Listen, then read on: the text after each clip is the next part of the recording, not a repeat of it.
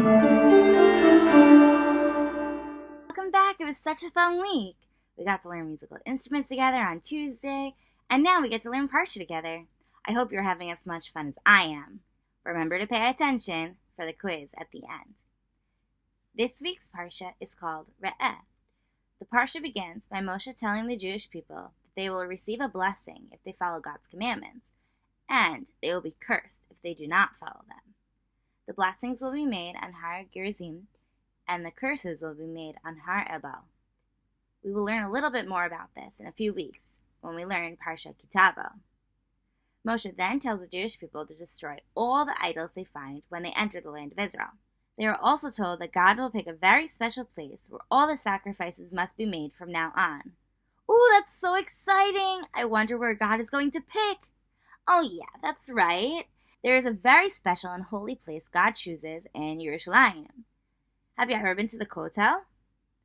The Kotel is the only remaining wall from the Beis HaMikdash, also known as the Holy Temple. God chose a spot for the Jewish people to make their sacrifices. Once they had the Beit HaMikdash, people were not allowed to make sacrifices to God anywhere else. They were only allowed to make sacrifices in the Beit HaMikdash. Moshe reminds the Jewish people that they are still allowed to eat meat outside the holy city, but are never allowed to eat the blood. Teats can only be eaten in the holy city. The Jewish people are told that they should never pray to idols. If someone pretending to be a Navi or a prophet tells the Jewish people God wants them to pray to idols, they will be severely punished. The Parsha describes their punishment, and trust me, it is not a fun punishment. God really doesn't want the Jewish people to pray to idols or pretend to be a prophet. God created our bodies as a work of art, and we are God's children. Since God created our bodies in a certain way, He does not want us to change them by getting tattoos. The Parsha continues by reminding the Jewish people to only eat kosher animals. Kosher mammals must have split hooves and chew their cud. Some kosher animals are cows, ox, deer, gazelle, sheep, goat, and antelope. If an animal only has one of the requirements, they are not kosher, such as a pig that has split hooves but doesn't chew its cud, or a camel that chews its cud but doesn't have split hooves. A kosher fish must have fins and scales. We are not allowed to eat shellfish. There are also many birds that are kosher. It was easier for God to tell the Jewish people what birds not to eat. There are 24 birds that we are not allowed to eat, and all other birds are kosher.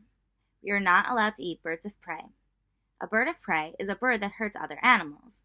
We are also told not to cook meat and dairy together, and that for an animal to be kosher, it must be killed and prepared in a special way. Jewish people are required to give 10% of their crops to the Levites and to the needy. After they give this teeth to the Levites, they are also required to bring another one to Yerushalayim. If you live far away, you can sell the crops and then bring the money to Yerushalayim. They are reminded that every 7th year is a sabbatical year, or a year of rest. During this year, all loans are forgiven, and servants are let free. Not only does a servant have to be let free, they should also be given a generous gift.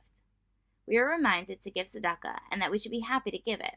God will reward people who give tzedakah. The male firstborn cattle should be given to the Kohanim to eat. If the animal does not have any bruises, they are first given as a sacrifice to God. The Parsha ends by talking about the 3 pilgrimage holidays. A pilgrimage is when people travel for a religious reason. I've heard about pilgrims on Thanksgiving. The pilgrims came to America for religious freedom.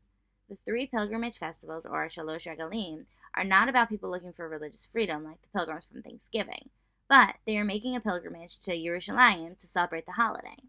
God describes the laws of Passover, Shavuot, and Sukkot. All Jewish men must go to the Beis HaMikdash for these holidays.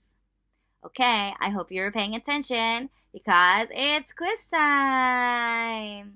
Are you ready to review the Parsha? Let's begin. What are you not allowed to do once God picks the permanent location for sacrifices?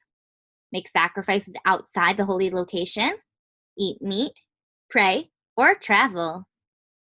That's right, you're not allowed to make sacrifices outside the holy location. What are the Jewish people not allowed to do to their bodies? Go on a diet, get a suntan, get a tattoo, or wear leather. That's right, Jewish people are not allowed to get tattoos. What makes a mammal kosher? They have split hooves and chew their cud. They have split hooves but do not chew their cud. They chew their cud but do not have split hooves. Or they have hair instead of fur. That's right, they have split hooves and chew their cud. What makes a fish kosher? They have a hard shell. They have fins but no scales. They have scales but no fins, or they have fins and scales.